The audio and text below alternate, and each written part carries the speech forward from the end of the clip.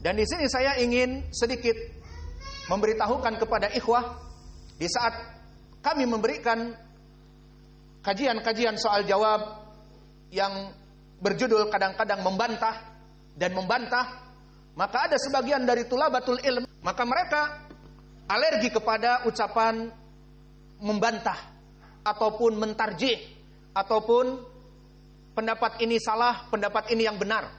Bahkan mereka mengatakan kepada kita, ini masalah fikhiyah, bukan masalah akidah, yang tidak mesti kita membenarkan dan menyalahkan orang.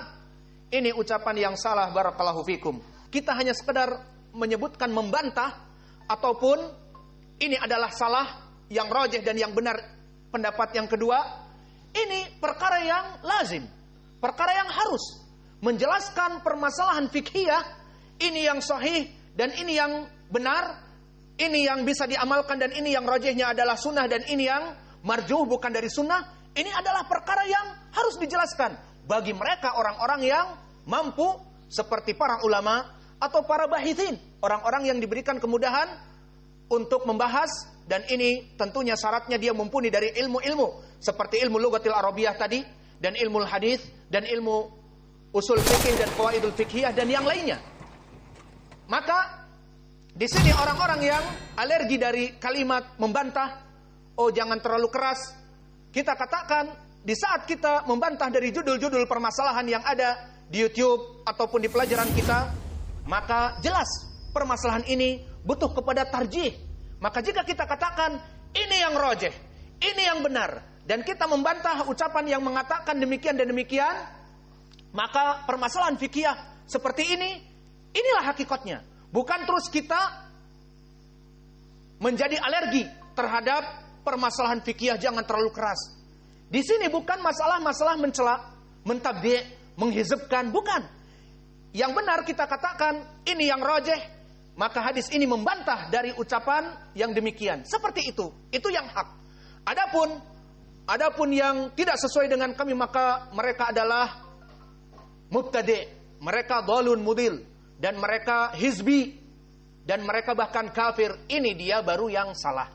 Adapun tentang permasalahan hanya sekedar hadis ini yang rajih dan ucapan yang demikian terbantah dan ini bantahannya, maka tidak usah alergi. Dan justru dengan kealergiannya ini, kenapa? Karena mereka tidak mempunyai ilmu yang akhirnya mereka mengambang. Dan itulah kebanyakan dari dai-dai copas di internet, yang dai instan, seakan-akan dia itu ilmunya besar, padahal hanya menukil ini ucapan Syekh Mukbil, ini Syekh Ibnul Utsaimin dan sebagainya, tanpa dia mengetahui masalah secara detail. Maka akhirnya mereka orang-orang yang merasa berat dan alergi kepada bantahan tadi mengambang.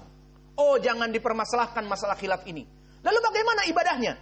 Dan akhirnya mereka karena mengambang ilmunya dan alergi kepada masalah bantahan-bantahan, akhirnya mereka akan bingung dalam ibadahnya. Dan mereka, orang-orang yang seperti ini, akan mengambil pentarjihan bukan dari ilmu, tetapi pertama, melihat kepada sosok individu. Misalnya, perkara ini terjadi ikhtilaf. Pertama, Syekh Al-Albani, Al-Imam Al-Muhaddits, dengan pendapat syekh yang lain. Maka orang yang ngambang tadi, yang hanya sekedar dai copas tadi, dia akan mengatakan, ini yang rajih. Siapa yang bisa melawan Al-Albani? Al-Ibrah ya akhi, bukan Al-Albani.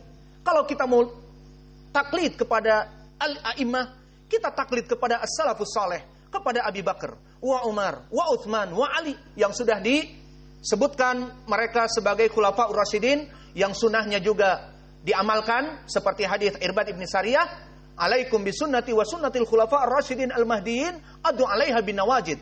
Permasalahan bukan itu. Maka kebanyakan orang yang alergi kepada bantahan tadi, dia akan mengambang, dan jika dia akan mentarjih bukan dengan ilmu pertama, kembali kepada sosok tokoh individual. Yang kedua, kalau tidak, dia akan mencari mana yang paling banyak. Maka barang siapa yang paling banyak, dia akan benar. Teguh kukuh, bercerai kita runtuh, Bersatu kita kuat, teguh. Makanya ini pendapat jumhur. Yang benar adalah pendapat jumhur. Padahal dia hanya dai copas yang tidak bisa mengetahui mana yang rajih dan mana yang marjuh. Maka ini nasihat bagi mereka, para dai-dai copas yang sedikit menyesakkan dalam permasalahan fikih, di mana di saat kita merojehkan permasalahan dikatakan jangan terlalu keras, jangan terlalu keras. Ini kan masalah fikih. Kita katakan, nah, masalah fikih ibadah. Kamu sholat ibadah bukan ibadah. Kamu sholat tarawih ibadah bukan ibadah. Maka kita mempertegas masalah yang khilaf, ini yang rajih, itu bukan menghina ulama. Awas, catat ini. Dan itu bukan mengajak kepada permusuhan. Alhasil, kita sebutkan seperti itu agar kedepannya orang-orang dai-dai copas di internet agar beradab dan mengikuti dalil, bukan mengikuti jumhur atau mengikuti ini ucapan Al-Albani, imam besar. Tidak, karena semua mereka adalah manusia. The point is dalil. Karena kalau hanya the point manusia tempat kesalahan, seperti hadis yang diriwayatkan oleh Imam Ibnu Majah dari Anas Ibnu Malik yang sanadnya hasan dikarenakan ada Ali Ibnu Mas'adah. Kullu ibni Adam khata'un wa khairul khata'ina at-tawwabun. Seluruh yang namanya manusia itu adalah tempat kesalahan. Maka kalau hanya sekedar ikut kepada mana tokoh yang besar, maka dia pun manusia, dan begitu pun jumlah yang banyak, maka the quantity, kuantitas, jumlah yang banyak bukan poin kepada kebenaran. Kebenaran adalah mengikuti dalil Al-Quran wa sunnah ala fahmi salafus saleh. Kita back to the masalah. Setelah selesai membantah mereka para dai-dai copas, maka kita membantah ucapan yang mengatakan tadi salat dengan 4 rakaat. Lihat, saya akan nukilkan para ulama dalam permasalahan ini membantah, bukan diam dan ngambang seperti mereka dengan alasan ini kan masalah fikih. Ditanya Syekh Al-Utsaimin tentang hadis ini. هذا الحقيقة أن بعض الإخوان الذين يعتنون بالسنة يصلون في التراويح 4 بتسليمة واحدة، ثم 4 بتسليمة واحدة، ثم 3 بتسليمة واحدة، يتأولون بهذا حديث عائشة حين سئلت كيف كان صلاة النبي صلى الله عليه وسلم في الليل، فقالت كان لا يزيد على 11 ركعة لا في رمضان ولا غيره، يصلي 4 فلا تسأل عن حسنهن وطولهن، ثم يصلي 4 فلا تسأل عن حسنهن وطولهن، ثم يصلي 3. لكنهم في الحقيقة لم يستوعبوا هذه المسألة، لأن حديث عائشة نفسها رضي الله عنها جاء في ألفاظ أخرى تبين كيف كان يصلي، أنه يصلي 2 ركعتين في 11 2 ونحن لدينا قاعدة عليها أهل السنة والجماعة، أن المتشابه يحمل على المحكم، فيحمل هذا الذي روته عائشة رضي الله عنها على قول النبي عليه الصلاة والسلام صلاة الليل مثنى مثنى، وحينئذ يتعين أن يكون مراده بال4 أي بتسليمتين. وهذا من قصور، لا أقول من قصور العلم لأنه قد يكون عندهم علم بالألفاظ الأخرى، لكن من قصور الفهم. فليحذر الطالب من قصور الفهم، والله موفق. Lihat, Ibnul Utsaimin juga membantah dari ucapan mereka. Maka permasalahan fikih jangan dilarikan, oh jangan terlalu keras. Ini kan masalah fikih, bukan akidah. Maka tetap masalah fikih pun kita ingin beribadah dengan baik dan benar. Dan begitu pun ucapan Syekh Ibnu Baz. Saya berikan imam-imam di sini yang di zaman kita. Maka berkata Imam Ibnu Baz di saat ditanya, wahai Syekh, banyak di masjid-masjid sebagian dari masjid-masjid mereka melaksanakan sholat 4 rakaat. Apa jawabnya Syekh? Dengan pendalilan tadi hadis Aisyah, jawabnya Syekh, dengar, wa hadzal faham khilafus shawab wa khilafus sunnah. Lihat betapa garangnya Syekh Ibnu Baz. Perbuatan seperti ini menyelisihi kebenaran dan menyelisihi sunnah. Maka yang benar yang diinginkan di sini 4 rakaat adalah yusallim min kulli itsnain, adalah memberikan salam pada 2 rakaat. Maka ini jawaban dari Syekh bin Baz yang bisa dinukil atau dilihat di Majmu' Al-Fatawa halaman 25, halaman 182 di juz yang ke-25. Dan begitupun Syekh kami hafizahullah yang kami cintai, meskipun Syekh ini telah diturunkan derajatnya dan didiskreditkan dari reputasinya oleh Luqman Ba'abduh, kelompok Luqmaniyun, yakni Syekh Muhammad Ibnu Hadi Al-Madkhali, maka dia pun dengan tegas bahwa permasalahan seperti ini yang benar adalah seperti riwayat Aisyah yang tadi. Soal أسئلة موقع ميراث الأنبياء الشبكة، هل تجوز صلاة التراويح بتسليمة واحدة كل 4 ركعات؟ يعني 4 ركعات ويسلم بتسليمة؟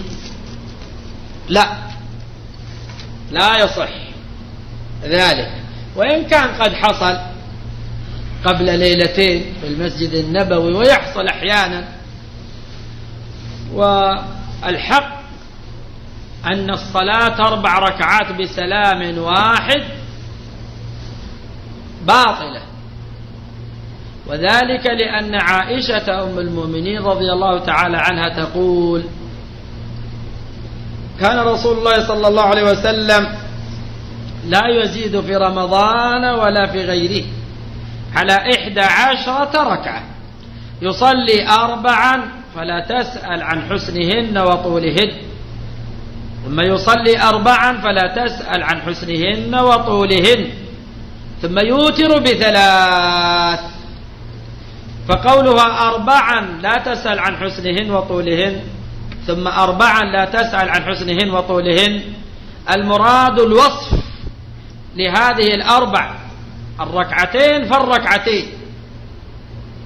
قد يقول قائل: من أين جئت بهذا؟ نقول له: من حديثها نفسها، فإن حديثها هذا متفق عليه، وحديثها عند مسلم جاءت فيه 4 يسلم من كل ركعتين، فوجب حمل هذا المطلق على المقيد، وجب حمل هذا العام على الخاص.